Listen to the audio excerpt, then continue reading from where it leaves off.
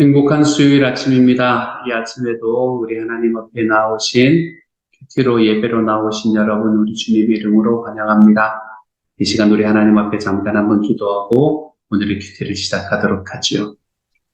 사랑하는 하나님께서 히브리서를 통해서 영원한 대제사장 되시는 예수 그리스도를 깨닫게 하시니 감사합니다. 그 은혜를 경험할 수 있게 하여 주시니 감사합니다. 주님께서 이 시간 오늘의 큐티 속에서 은혜를 더하여 주셔서 우리의 삶에 놀랍게 역사하시는 하나님을 내 삶에 나와 함께 계시기에 제가 정말로 놀랍고 위대한 분이 바로 우리 주님 예수 그리스도이시기에 내 삶의 모든 것들에 두려워하지 않을 수 있는 하루가 될 수 있도록 주님께서 도우시고 함께하여 주옵소서. 모든 말씀을 우리 주님 예수님 이름으로 기도드립니다. 아멘. 이 시간에는 하나님께서 우리에게 주시는 말씀을 함께 읽도록 합니다. 하나님께서 우리에게 주시는 말씀은 히브리서 7장 23절부터 28절까지의 말씀입니다. 우리 같은 목소리로 함께 읽도록 하지요. 함께 읽습니다. 시작. 제사장 된 그들의 수요가 많은 것은 죽음으로 말미암아 항상 잊지 못함이로되 예수는 영원히 계심으로 그 제사장 직분도 갈리지 아니하느니라. 그러므로 자기를 힘입어 하나님께 나아가는 자들을 온전히 구원하실 수 있으니 이는 그가 항상 살아계셔서 그들을 위하여 간구하시니라.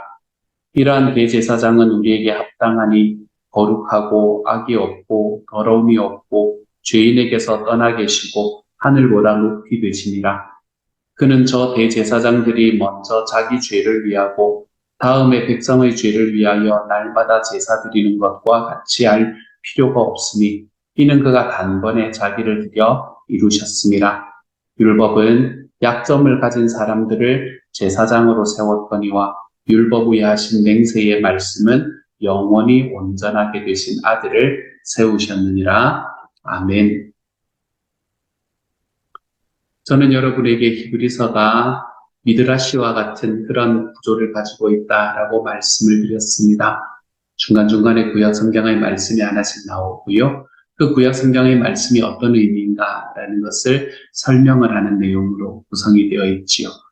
이 히브리서 7장의 말씀에서는 가장 핵심적으로 나오는 말씀이 바로 7장 21절의 말씀입니다. 7장 21절에서는 시편 110편 4절의 말씀을 우리에게 인용해 주고 있는데요. 그 말씀이 뭔가 하면 그러나 예수께서는 자기에게 말씀하시는 분의 맹세로 제사장이 된 것입니다. 한 후에 이 말씀을 코테이션합니다. 주님께서 맹세하셨으니 주님은 마음을 바꾸지 않으실 것이다. 너는 영원히 제사장이다 하셨습니다. 이 말씀은 우리에게 예수님께서 제사장이 되어주시는데 영원히 되어주시는 분이다 라는 걸 이야기하고 있지요. 그리고 그 말씀에 대한 설명을 어제 22절의 말씀부터 시작을 해서 오늘의 말씀까지 쭉 이어오고 있는 겁니다.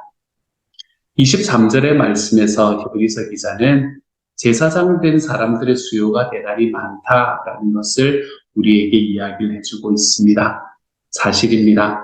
제가 어제도 잠깐 말씀을 드렸지만 실제로 요세푸스라는 유대의 역사를 기록한 이 역사에 의하면 아론으로부터 시작해서 기원 후 70년 성전이 파괴될 때까지 있었던 제사장의 숫자는 총 83명이었다라고 이야기합니다. 이 대헤롯 왕으로부터 성전이 멸망하기까지 약 100여 년의 기간 동안에는 28명의 제사장이 바뀌었다라는 걸 어제의 말씀에서 이야기를 드렸잖아요. 그렇죠? 대제사장이 83명이었으니 일반 제사장들의 수까지 합하면 아마 유다 땅에는 엄청난 숫자의 제사장들이 존재했을 겁니다. 하지만 수가 많다고 다 좋은 것만은 아닙니다. 인간 제사장은 계속해서 죽어나갔기 때문에 제사장의 직분이 이 사람에게서부터 저 사람에게로 전달될 수밖에 없었고 그 과정에서 율법이 그렇듯이 실체는 사라지고 형식만 남게 되는 경우가 많았습니다. 모세를 통해서 처음에 제사장 직분을 위임받은 아론과 그의 아들들의 영광스럽고 성스러운 모습. 성경은 우리에게 그것이 얼마나 영광스러운 모습이었는가라는 걸 너무나 잘 표현해주고 있거든요. 그런데 그 모습과 그때 당시에 이 사람들이 살아가던 시대, 후기 시대에 세상의 욕구에 찌들려 있던 당시의 제사장들의 모습 사이에는 너무나 큰 괴리가 있다는 것을 볼 수 있습니다. 또 훌륭하고 놀랍게 제사장직을 감당한 사람이 있다고 하더라도 죽음이 닥치면 그 사역은 무조건 마무리가 되어야만 했습니다. 그 사람이 죽음을 넘어설 수 있는 운명을 가지지 못한 이상은 그 제사장의 직은 거기서 끝나게 되어 있지요. 제사장이라고 할지라도 이 세상에서 죽음의 지배하에 있었기 때문에 생겨났던 단점이었습니다. 이처럼 사람은 죽기 때문에 항상 잊지 못한다는 사실은 사람을 규정하는 가장 큰 특징 중에 하나입니다. 우리는 세상에서 살아가면서 모든 것에서 불공평하게 살아가지만 모든 세상 사람들이 모두가 가지고 있는 공평한 것 한 가지, 그것은 우리가 이 세상에서 모두 한번 죽음을 경험하는 사실이다라는 걸 여러분에게 여러 번 말씀드리지 않았습니까? 사람에게는 항상 있는 것, 즉 영원히 있는 것이라는 것은 도무지 존재할 수가 없습니다. 어제의 나는 오늘의 나와 다릅니다. 또 내일의 나는 오늘의 나와 달라질 겁니다. 우리의 외관도 조금씩 달라지게 될 것이고 나를 구성하고 있는 세포도 날마다 우리의 시간이 감에 따라 조금씩 달라질 뿐더러 나의 생각이나 나의 감정도 모두가 다 달라지기 마련입니다. 오늘 사랑했던 사람을 내일은 증오하기도 합니다. 오늘 싫었던 것이 내일 좋아지기도 하지요. 그래서 엄밀한 의미로 한결같은 사람이라는 사람은 있을 수가 없습니다. 사람이라는 존재 자체가 그의 마지막에 죽음이 있기 때문에 더더욱 존재의 변화를 그 아래에 품고 있기 때문에 그렇습니다. 그리고 우리의 삶은 변화하다 결국 죽음에 이르게 됩니다. 죽음은 결국 우리가 살아가는 우리의 삶을 끝장내고 사람이 결국에는 하나님이 아니구나라는 것을 입증하게 만드는 때가 되는 거죠.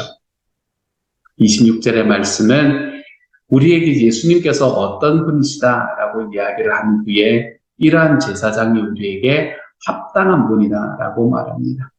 이 세번역 성경을 보면 더 분명하게 나타나는데요. 세번역 성경은 이렇게 번역합니다. 예수는 이러한 제사장으로 우리에게 적격이십니다라고 옮기고 있죠. 여기서 합당하다, 적격이다라는 말은 히브리서 2장 10절의 말씀에서 고난을 통하여 온전하게 하심이 합당하도다라고 할 때의 이 합당하다라는 단어와 동일한 단어입니다. 예수님이 우리에게 합당하시고 적격이신 이유는 우선 우리를 대신하여 죽음을 대신 경험하셨기 때문에 그렇습니다. 즉, 참 하나님이신 예수님이 고난을 통하여 참 인간으로 온전하게 되셨습니다. 하나님과 인간을 중재하는 일을 하는 대제사장으로서 완전한 하나님이자 완전한 사람이신 예수님보다 더 적격인 존재는 없습니다. 게다가 가장 경건한 인간 제사장조차 본질상 죄인이었음에 비해 예수님은 거룩하고 악이 없고 더러움이 없고 죄인에게서 떠나 계시고 하늘보다 높이 되신 분입니다. 거룩하다는 것은 인간의 본래적인 더러움과 완전히 구별되었다라는 뜻이며 악이 없다라는 것은 그 거룩함을 삶으로 입증하셔서 삶에서 악한 마음을 품지도 악한 행실을 행하지도 않으셨다는 뜻입니다. 더러움이 없고 죄인에게서 떠나 계시다는 말은 세상과 접촉하면서도 전혀 영향을 받지 않고 타협하지 않으셨다는 뜻이며 하늘보다 높이 되셨다는 것은 하나님의 성소와 지상 사이에 있는 하늘을 넘어서 하나님의 보좌에 함께 계심으로 아버지께 완전히 용납된 존재가 바로 예수님임을 의미합니다. 즉 예수님은 우리와 똑같이 시험을 받으셨지만 죄는 없으신데 그럼에도 불구하고 그분은 우리가 연약함을 공감하시고 우리의 연약함을 동정하시고 그것에 사랑을 베푸시며 하나님께도 인정받으신 분이 바로 예수님이라는 겁니다. 하나님 앞에 죄가 없고 세상에 살아가며 악에 물들지 않았으며 그럼에도 불구하고 우리의 삶 속에서 하나님 앞에서 우리가 살아가는 모든 것들을 다 경험해 주신 바로 그분 예수 그리스도. 그리고 그 경험의 끝에 죽음까지도 우리를 대신해서 짊어져 주신 예수 그리스도. 그분이 우리의 대제사장이 될 수 있는 가장 적격인 분이다. 합당하신 분이다라는 것은 두말할 나위가 없는 것이지요. 27절, 28절은 이렇게 말합니다. 그는 저 대제사장들이 먼저 자기 죄를 위하고 다음에 백성의 죄를 위하여 날마다 제사 드리는 것과 같이 할 필요가 없으니 이는 그가 단번에 자기를 들여 이루셨습니다. 율법은 약점을 가진 사람들을 제사장으로 세웠더니와 율법 후에 하신 맹세의 말씀은 영원히 온전하게 되신 아들을 세우셨느니라. 대제사장조차도 하나님 앞에 나아가기 위해서는 먼저 자신의 죄를 속하기 위한 제사를 드려야만 했습니다. 그도 죄인이기 때문에 그랬겠지요. 그러고 난 후에야 백성의 죄를 위해서 제사를 드릴 수가 있었습니다. 율법 아래에서 사람들은 어쩔 수 없이 자신과 마찬가지로 부족하고 연약한 죄인인 이 제사장의 사역에 의지해야만 했습니다. 사람은 유한한 존재이기 때문에 약점을 가진 이들이 제사장이 될 수밖에 없었지요. 하지만 이제 예수님께서는 영원히 온전하게 되신 아들이자 참 제사장이 되셔서 참된 제물로 참된 제사를 드리십니다. 죄가 없는 자기의 모습으로, 죄가 없는 자기의 몸을 제물로 하나님께 제사를 드리는 거지요. 예수님은 육신에 속한 계명을 따르시는 분이 아니라 오직 불멸의 생명의 능력을 따라 드신 분입니다. 율법은 사실 하나님을 바라보게 하고 생명을 주게 하는 용도였습니다. 생명은 언제나 어떤 형식을 띌 수밖에 없기 때문에 그렇습니다. 하지만 육신에 속한 것이 되는 순간 생명을 억압하는 기제로 이 율법은 작동하게 됩니다. 그래서 법은 생명을 위기에 몰아넣고 고난을 만들어내는 경우를 보게 되지요. 하지만 참된 생명이신 예수님께서는 그 불멸의 생명의 능력으로 모든 제약들을 깨뜨리고 이기십니다. 그래서 예수님이 자기를 단번에 드린 사건은 마치 의사가 환자에게 고칠 수 없는 심장병을 알린 후에 자기의 심장을 주기 위해 수술대에 오른 것과 같습니다. 판사가 죄인에게 사형을 구형한 후에 자신이 대신 사형을 당하는 것과 같습니다. 거부할 수 없을 것만 같은 법과 규칙이 있지만 그것을 넘어서는 생명의 능력을 예수님께서는 우리에게 나타내 보여주셨습니다. 이 말씀은 성전과 제사가 위기를 맞았던 당시, 그리고 성전과 제사의 제도가 패한 그 이후의 시대를 살아간 그리스도인들에게 큰 위로가 되었을 것입니다. 성전이 없으면, 제사의 제도가 없으면 이제는 우리가 하나님을 만나지 못하는 것이 아닌가라는 마음에 빠져있던 그리스도인들에게 예수 그리스도께서 우리를 위해서 단번에 십자가에 달려 죽어주신 대제사장이 되어주셨고 제물이 되어주셨다는 사실은 그들에게 큰 위로가 되었을 겁니다. 그들뿐만이 아닙니다. 오늘 우리에게도 이렇게 우리를 사랑하시는 예수님이 항상 함께 계십니다. 이 예수님을 의지하고 신뢰하며 고난을 당하고 생명의 위기를 당하고 악인의 꼴무에 좀 걸린다고 하더라도 좀 꿋꿋하게 하나님께서 비춰주시는 길을 걸어가 볼 줄 아는 우리가 될 수 있기를 소망합니다. 주님께서는 저와 여러분의 죄를 위해 이미 십자가에 죽어주셨습니다. 주님께서는 저와 여러분의 죄를 해결하기 위해 하나님 앞에 대제사장으로, 우리 앞에 영원한 대제사장으로 생명의 길을 열어주셨습니다.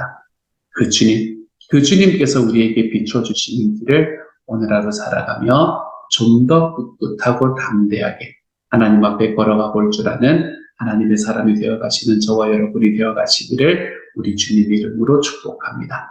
함께 한번 기도하지요.